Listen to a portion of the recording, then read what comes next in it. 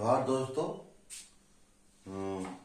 आज हम लोग इस क्लास में देखते हैं गुप्तकालीन अधिकारी। गुप्तकालीन मतलब गुप्त काल। गुप्त काल वही काल जिस काल को हम स्वर्ण युग काल कहते हैं हमारे प्राचीन इतिहास में। ठीक है, गुप्त काल जिसके संस्थापक हुए थे हमारे श्रीगुप्त जी। ठीक है, फिर उनके बाद आए थे घटोत्कच। ठीक है, ये सब चलता रहता वंशावली। फिर आए थे चंद्रगुप्त प्रथम आए थे, फिर आए थे समुद्रगुप्त आए थे, फिर चंद्रगुप्त द्वितीय आए थे, फिर आपका कुमार गुप्त थे, फिर स्कंद गुप्त थे। तो इस तरह वह वंश था ना कि काफी विशाल वंश था। और उस वंश में जो अधिकारी लोग थे और वो कैसे काम करते थे और कौन विभाग में और उनका क्या काम था वो हम इस क्लास में आपको दिखाएंगे। ठीक है, तो यहाँ पे आपका दिया हुआ है अधिकारी और विभाग। ठीक है, तो शुरू करते हैं। तो पहला है कि महाप्राधिकृत ये थे अधिकारी। और क्या काम था इनका? तो सेना का सेनापति सर्वोच्च अधिकारी थे। ठीक है, फिर उसके बाद आपका आता है महादंड नायक। दंड नायक, दंड से चल रहा पता कि दंड देने वाले हैं। तो वो कौन है? तो आपका न्यायाधीश। न्यायाधीश दंड देते हैं ना अभी भी।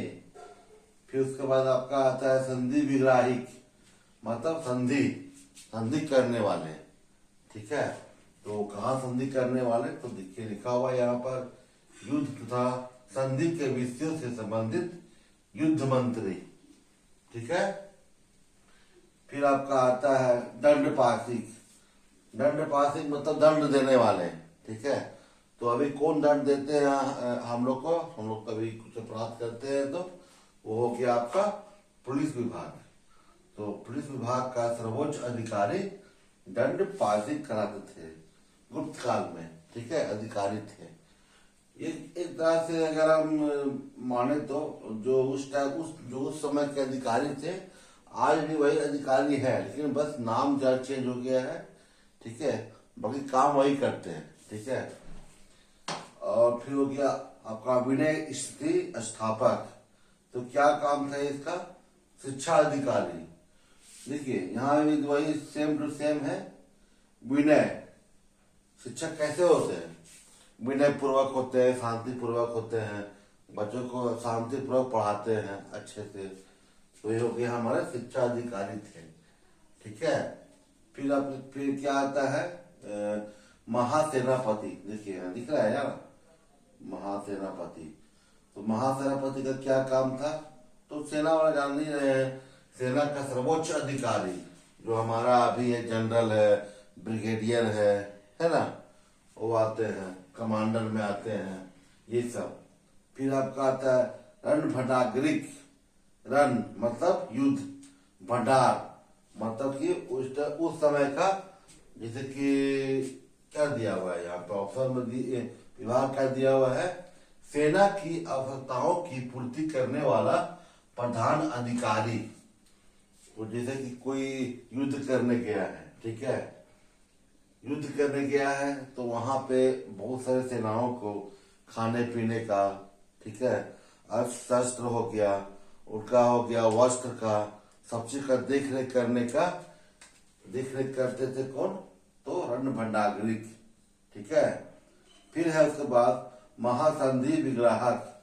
ये कौन है? तो युद्ध व शांति का प्रधान। से वही दोनों काम करते थे। ठीक है, युद्ध तथा शांति के विषय से युद्ध मंत्री। फिर आपका आता है महाभंडाग्रधिकृत। ये कौन हो गया? तो राजकीय कोष का प्रधान। राजकीय कोष मतलब क्या हो गया? महल में जो था ना भंडार घर, जहाँ पे चांदी सोना चावल मतलब पूरी तरह से जो मतलब कि वस्तु का भोग, मतलब कि जो मनुष्य का होता है ना, जो खाने पीने का भोग विलास का सामान जहाँ पे लोग रखते हैं भविष्य में काम लाने के लिए, ये हो गया आपका भंडार गृह।